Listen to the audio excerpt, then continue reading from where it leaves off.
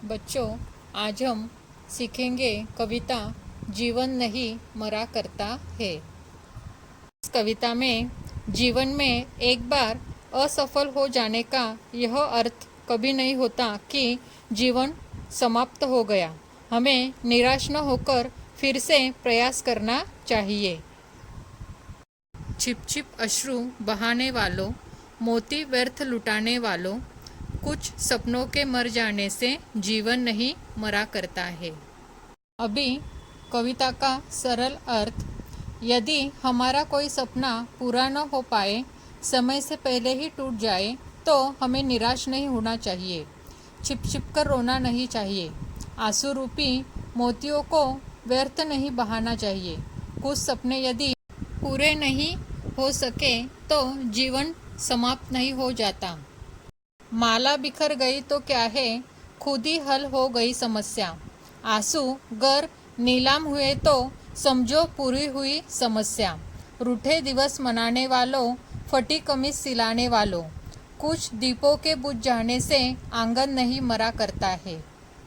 माला यदि टूटकर बिखर गई तो चिंता नहीं करनी चाहिए।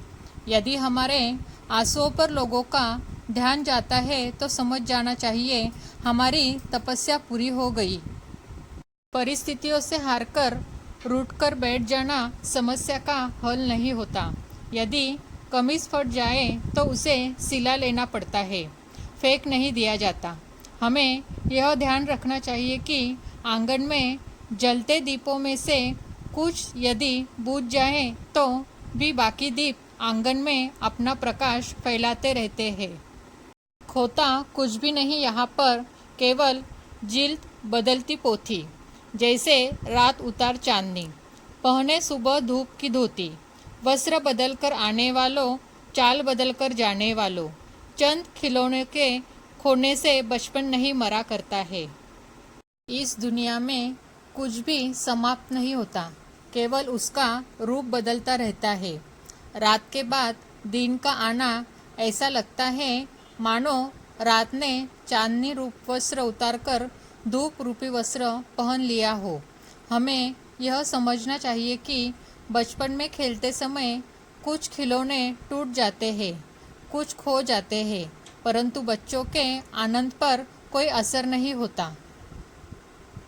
कितनी बार गगरिया फूटी शिकंद पर आई पनघट पर, कितनी बार कश्तियाँ डूबी, चहल पहल वो ही है तट पर।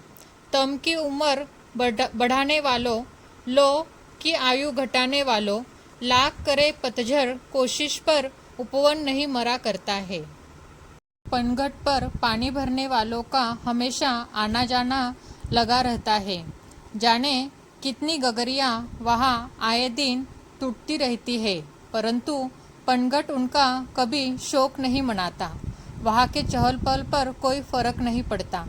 निराशावादी दृष्टिकोण रखने से मन मस्तिष्क में अंधेरा बढ़ता है और आशारूपी प्रकाश की लो की आयु कम हो जाती है।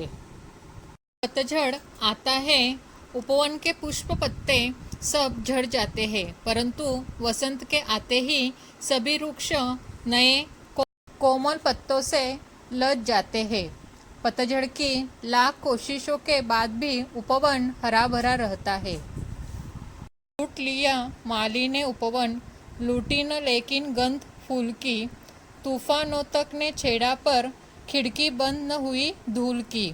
नफरत गले लगाने वालों, सब पर धूल उड़ाने वालों, कुछ मुखड़ों की नाराजी से दर्पण नहीं मरा करता है।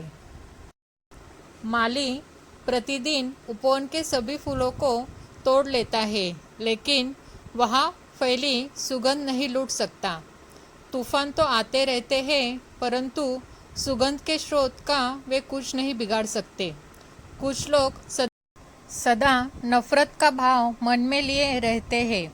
ऐसे लोगों का काम होता है हर समय दूसरों की निंदा करना, लेकिन ये लोग भूल जाते हैं कि दर्पण का काम होता है केवल सच्चाई दिखाना।